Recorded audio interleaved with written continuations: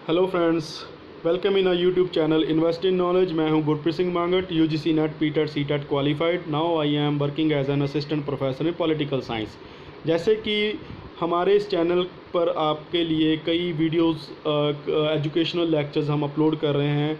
तो हमने पिछली वीडियोस में वैदिक पीरियड स्टार्ट किया हुआ है, ठीक है। तो उसी सीरीज़ में हमारा अगला लेक्चर है जो वैदिक पीरियड के लिटरेचर के साथ रिलेटेड है कि वैदिक पीरियड में कौन कौन सा लिटरेचर है जो लिखा गया, ठीक है। तो ये वीडियो काफ़ी इंपॉर्टेंट होने वाली है UGC NET PTET CTET UPSC PCS या अदर नेशनल लेवल के स्टेट लेवल के जो एग्ज़ाम्स की प्रिपरेशन कर रहे हैं स्टूडेंट्स, उनके लिए काफ़ी इंपॉर्टेंट होने वाली है। तो प्लीज़ हमारे चैनल को लाइक और सब्सक्राइब ज़रूर कर दीजिए। तो चलिए शुरू करते हैं हमारी आज की video, which is based on वैदिक लिटरेचर, ठीक है। तो काफ़ी कुछ चीज़ें हमने इस मैप के ज़रिए देख ली थी। तो सबसे पहले हम चलते हैं हमारे वैदिक लिटरेचर की ओर, ठीक है। तो वैदिक लिटरेचर वो है मतलब जो वैदिक पीरियड में लिखा गया, मतलब जो कंपाइल किया गया, ठीक है। तो इसमें कौन कौन सी चीज़ें आ जाती हैं। सबसे पहले हम बोल दें 4 वेदास उस पीरियड में लिखे गए। कुछ ब्राह्मण्स, ये भी ग्रंथ ही हैं एक तरीके के, आर्नायक्स जो कह दो या उपनिषदास कह लो, ठीक है। तो ये इन सभी चीज़ों की क्या है, कंपाइलेशन हुई उस पीरियड में। अभी इन सभी चीज़ों को कंबाइनली क्या बोल दिया जाता है, श्रुति बोल दिया जाता है। मतलब अगर आपसे पूछ लिया जाए कि श्रुति का क्या मतलब है, तो उसका सिंपली मतलब ये है 4 वेदास इंक्लूड होंगे, उसमें ब्राह्मण्स इंक्लूड होंगे, आर्यांकस और उपनिषदास, ठीक है। तो कई बार ऐसे भी क्वेश्चन आ जाता है, वो पूछ लें, वो मतलब 3 चीज़ें दे दें आपको और आपको क्वेश्चन पूछ लें कि इनमें से किस चीज़ को श्रुति में कंसीडर नहीं करेंगे, ठीक है। 3 इनमें से ऑप्शन दे दें और एक ऑप्शन दे दें कहीं और से। तो आपको इतना ध्यान में रख के चलना है, ठीक है। तो सबसे पहले जो हम बात करेंगे वो है ऋग्वेदा की। ऋग्वेदा की मैंने आपको पिछली वीडियो में बताया भी था, अब भी बता देता हूँ कि जब वो यहाँ पे आके बसे थे, आर्यंस यहाँ पे आके मतलब सेटल हो गए थे, तो जो सरस्वती रिवर है, सरस्वती रिवर के किनारे के ऊपर क्या है, इसके मंत्रों का उच्चारण हुआ था, इसीलिए इसको शायद ब्रह्मवर्त का नाम भी दिया गया होगा। और ये दुनिया का सबसे प्राचीन ग्रंथ है, मतलब सबसे पुराना ग्रंथ अगर दुनिया का कोई है तो वो है ऋग्वेदा, ठीक है। और इसकी कंपाइलेशन कहाँ पे हुई, इसकी कंपाइलेशन हुई पंजाब में, ठीक है। पंजाब में बोल दो या सप्त सिंधु रीजन में बोल दो, अकॉर्डिंग ऋग्वैदिक तो ये सप्त सिंधु रीजन हो जाएगा।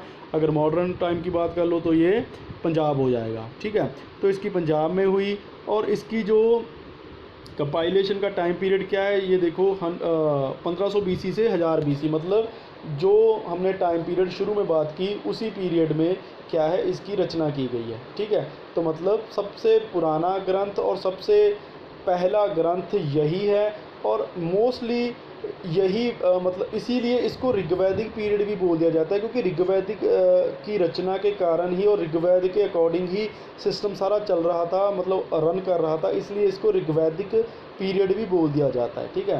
तो अभी देख लेते हैं, ये सबसे पुराना है, ये सबसे लेंदी भी है और ये पंजाब में कंपाइल किया गया। अब इसके कुछ फीचर देख लेते हैं। 1028 सूक्त हैं इसमें, ठीक है। 10,1552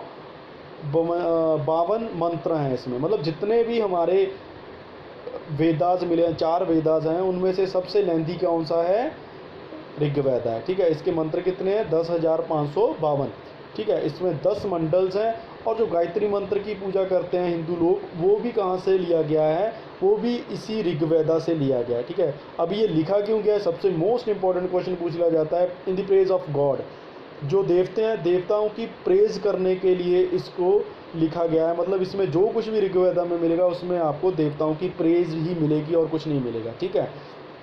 नेक्स्ट हम बात करते हैं नंदी स्तुति सूक्त। अब नंदी स्तुति सूक्त इसी का एक मतलब सूक्त है। ये जो 1028 सूक्त की हम बात कर रहे हैं, उन्हीं में से एक सूक्त है जिसमें 10 रिवर्स की प्रेज की गई है। मतलब 10 रिवर्स का जिक्र आ रहा है और 10 रिवर्स की क्या है, इसमें प्रेज की गई है। जैसे बोल दो गंगा, जमुना, सरस्वती। सरस्वती का मॉडर्न नाम क्या है, घग्गर, याद कर लो, ठीक है। शतुद्री का मॉडर्न नेम क्या है, सतलुज। विताशा का क्या है, झेलम। पुरुषनी का क्या है, रावी। और अस्कनी का क्या है, चिनाब, ठीक है। तो इसके अलावा 3 और रिवर्स हैं, मुरुधरवा, अरिजिकया, सुसोमा, ठीक है। तो ये नंदी स्तुति सूक्त में 10 रिवर्स का जिक्र आता है, जिनमें से हमें ये 3 को भूल जाओ, इन बाकी के नाम रट लो आप, ठीक है। ऋग्वैदिक नेम भी रट लो और जो मॉडर्न नेम है वो भी रट लो। वीडियो को पॉज कर लो और अच्छे से इसको देखो, ठीक है। सतलुज का नाम था शतुद्री, वितासा जेलम का नाम था, पुरुषनी रावी का नाम था और अस्कनी चिनाब का नाम था, ठीक है। और सरस्वती किसका है? घग्गर। घग्गर जो आजकल क्या है, टोटली बेस्ड है रेनी सीजन के ऊपर, मानसून के ऊपर। मानसून में ये इमर्ज कर जाता है, नॉर्मली ये क्या है, इसमें पानी वगैरह कम ही रहता है, ठीक है। तो उसके अलावा नेक्स्ट जो हमारा आ जाता है, नेक्स्ट है इनमें सामवेदा। नेक्स्ट दूसरे नंबर का जो ग्रंथ है आफ्टर ऋग्वेदा जिसकी कंपाइलेशन हुई, ये भी पूछा जा सकता है कि आफ्टर ऋग्वेदा किस वेदा की कंपाइलेशन हुई, तो वो है सामवेदा। सामवेदा, सामा भी मीन्स क्या होता है? स्वीट सॉन्ग, मतलब मीठे सॉन्ग। सामा का मतलब होता है मीठे सॉन्ग। और इसमें कितने मंत्र हैं? 1875 मंत्र हैं इसमें, ठीक है। सिर्फ 75 न्यू है, बाकी सारे कहाँ से लिए गए हैं? ऋग्वेदा से लिए गए हैं, ठीक है। तो मतलब इसमें कुछ भी नया नहीं है, सिर्फ 75 जो मंत्र हैं वो नए हैं, बाकी सारे ऋग्वेदा से लिए गए हैं। और ये कौन से मंत्र हैं जो बेसिकली क्या बोल दो, मतलब एक रिदम में है, मतलब जिनको गाया जा सकता है, जिनको ईजिली म्यूज़िक के साथ हम क्या है प्रेजेंट कर सकते हैं। तो ये जो ग्रंथ है ये रिलेटेड है म्यूज़िक के साथ। मतलब अब अभी आपको ये पूछा जा सकता है कि उस ग्रंथ का नाम बताओ जो म्यूज़िक से रिलेटेड है, तो उसका नाम क्या होगा? सामवेदा। उस ग्रंथ का नाम बताओ जो देवताओं की प्रेज में लिखा गया, तो उसका नाम क्या हो जाएगा? ऋग्वेदा हो जाएगा, ठीक है। तो ये चीज़ आ गई। एक और चीज़ याद करो, उद्गाता। उद्गाता क्या है? उद्गाता एक पुरोहित, वो उस पुरोहित को बोला जाता था जो इन मंत्रों का उच्चारण करता था, जो इन मंत्रों को गाता था, मतलब सुर ताल लय के जरिए जिसके द्वारा मतलब ये गाया जाता था। और इसको संगीत कला का पहला ग्रंथ माना जाता है और काफ़ी मतलब हम बोल दें कि एक खजाने की तरीके से इसको क्या है डिस्क्राइब किया जाता है, ठीक है। तो सामवेदा हो गया। नेक्स्ट हम करते हैं, नेक्स्ट जो आ जाता है वो है 3rd नंबर पे जो लिखा गया यजुर्वेदा। यजुर्वेदा जो है इसको बास्केट ऑफ सुपरस्टिशन भी बोला जाता है, मतलब अंधविश्वास की टोकरी भी बोला जाता है इसको, ठीक है। वो क्यों बोला जाता है मैं भी बताता हूँ। अब इसमें पहले देख लेते हैं इसमें कितने मंत्र हैं। 2086 मंत्र हैं इसमें, 40 चैप्टर्स हैं इसमें, और 2 पार्ट्स में ये डिवाइडेड है। 2 पार्ट्स कौन से हैं? शुक्ल और कृष्ण, ठीक है। तो बेसिकली यजुर्वेदा को हम 2 पार्ट्स में डिवाइड करेंगे। शुक्ल में ओनली मंत्रास हैं, ठीक है, मतलब इसमें सिर्फ और सिर्फ पोइट्री है, ठीक है। पोइट्री के साथ जैसे हम सुर ताल लय के साथ जैसे गाते हैं वैसे चीज़ें हैं, इसमें सिर्फ पोइट्री है। और कृष्ण में क्या है? कृष्ण में पोइट्री भी है प्लस उनकी एक्सप्लेनेशन भी है। मतलब इसमें आपको जैसे बोल देते हैं हम वार्तक बोल देते हैं या गद्य रचना बोल देते हैं। एक होती है पोइट्री जिसको हम कविता बोल देते हैं, और दूसरे को हम जिसको हम वार्तक बोलते हैं उसको गद्य रचना बोल देते हैं, मतलब थेरी आस्पेक्ट जिसको बोल दें। तो ये चीज़ शुक्ल में अकेला सिर्फ पोइट्री है, इसका कोई भी एक्सप्लेनेशन नहीं किया गया। कृष्ण में मंत्र भी हैं और उसके साथ साथ उसकी क्या है एक्सप्लेनेशन भी करते हुए चल रहे हैं, ठीक है। तो ये 2 पार्ट्स हैं, इंपॉर्टेंट याद कर लो। पूछा जा सकता है यजुर्वेदा कितने पार्ट्स में डिवाइडेड है, तो वो 2 पार्ट्स हैं। शुक्ल में क्या होता है? पोइट्री आती है। कृष्ण में क्या आता है? पोइट्री भी आती है प्लस गद्य रचनाएँ भी आती हैं, मतलब पोइट्री उसकी एक्सप्लेनेशन भी आती है, ठीक है। अभी इसको बास्केट ऑफ सुपरस्टिशन क्यों कहा जाता है? क्योंकि ये बेसिकली हमारे लाइफ पीरियड में जितने भी फेस्टिवल होंगे या जो कुछ भी ओकेशन होंगे उसके साथ रिलेटेड है। मतलब ये ब्राह्मणों के साथ रिलेटेड है कि हमें किस तरीके के दान देने चाहिए। जो 3 तरीके के दान हैं वो आगे भी डिस्कस करेंगे हम, ठीक है। हमें सारी ज़िंदगी में 40 फंक्शंस करने चाहिए, ठीक है। उनमें पुरोहितों को बुलाना चाहिए, कौन कौन से यज्ञ करने चाहिए, यज्ञ करने के क्या तरीके हैं, रीति रिवाज क्या हैं, कस्टम्स क्या हैं, ठीक है। कौन से चीज़ें सही हैं, कौन सी चीज़ें सही नहीं हैं। तो मतलब ये अंधविश्वास की टोकरी है, जो मतलब जो कुछ भी हिंदू धर्म में या जो भी अंधविश्वास पाया जाता है वो इसी यजुर्वेदा की देन है, ठीक है। तो नेक्स्ट आ जाता है अथर्ववेदा। अथर्ववेदा अगर ये पूछा जा सकता है कि सबसे आखिर में, सबसे लास्ट में कौन सा वेदा लिखा गया, तो वो है अथर्ववेद, ठीक है। इसको न्यू वेदा भी बोलते हैं, ठीक है। इसको न्यू वेदा भी कहा जाता है, ठीक है, नया वेद, ठीक है। तो ये सबसे लास्ट में लिखा गया। इसमें कितने सूक्त हैं? 731 सूक्त हैं, 6000 मंत्र हैं इसमें, ठीक है।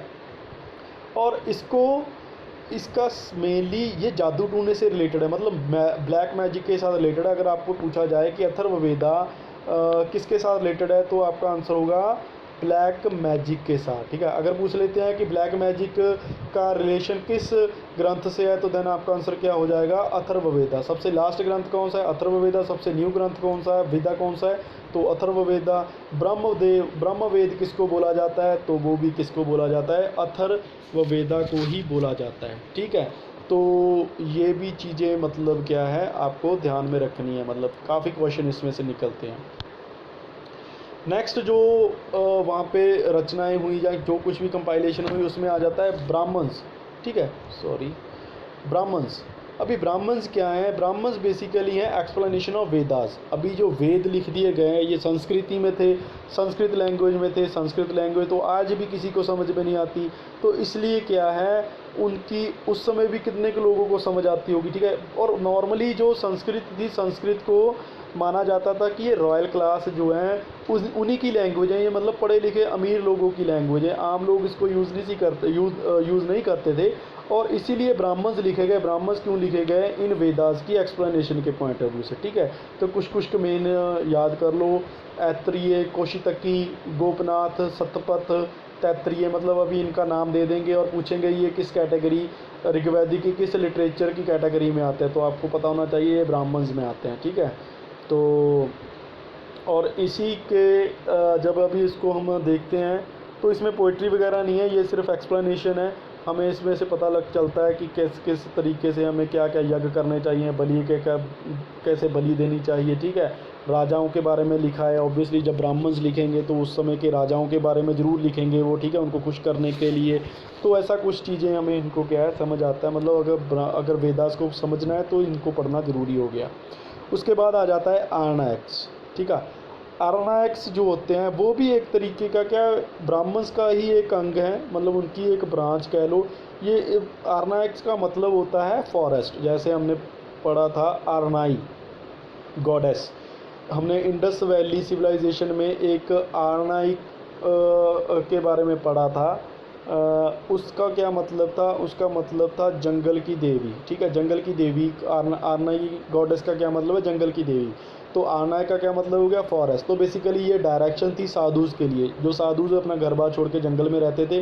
तो जंगल में कैसे रहना है, कौन कौन सी चीज़ें, कौन कौन से नियमों की पालना करनी है, कौन कौन सी चीज़ें उनको करनी है, कौन सी नहीं करनी है, उन सब का वेरवा इसमें क्या है दिया गया था आर्नायक्स में, ठीक है।